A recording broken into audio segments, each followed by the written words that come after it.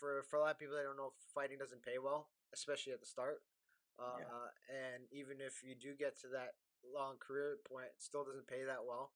How do you kind of make that balance, keeping your guys, like, you have a family, you have a wife, you have kids? How do you kind of make that balance where you have to sacrifice so much money because you have to travel sometimes? Because I know you do some camps in Alpha Male. Yeah. Do you invest? What do you do to kind of make sure that you know outside of the cage, Josh Hill's life is kind of taken care of? Um, yeah, you're right. It's tough, man. You don't make much money in the sport unless No. you're the highest level. Um, it, I've always had another job as I've come up. You know what I mean? I've never just fought Yeah. ever until recently, and even now, I'm not just fighting. Still, really, I'm doing other things as well.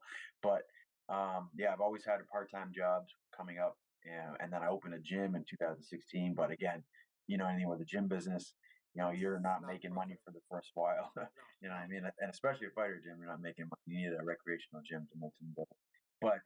But I've always done other things. I've been pretty good with my money.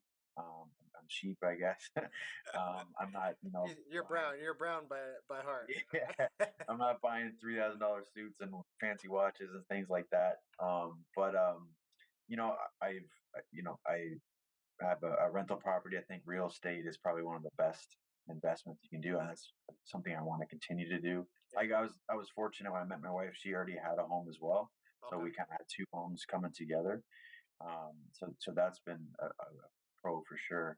But um, but yeah, it's tough, man. Like you're gonna have to do something else, and you're gonna have to do something else most likely after you're done fighting too. Yeah, for And sure. that's kind of the phase where I'm entering, where it's like I'm trying to set things up for after I'm done because I don't want to just be done one day and have nothing. You know what I mean? 'Cause that's my biggest Which fear. is the problem with a lot of guys. They put all their eggs into one basket, right? And I get you kind of have to be able to Yes, go you to do. the highest level, right? So it's very difficult, man. That's why it's if you're not 100% committed to this, you're not going to make it to those, you know, the upper echelon of the sport. But at the Yeah. same time, you got to balance trying to have something else to.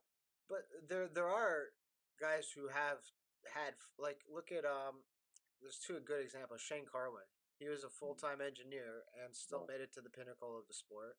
And then Stipe Miocic, who's still a full time firefighter and still one of the best in the world. So like you keep.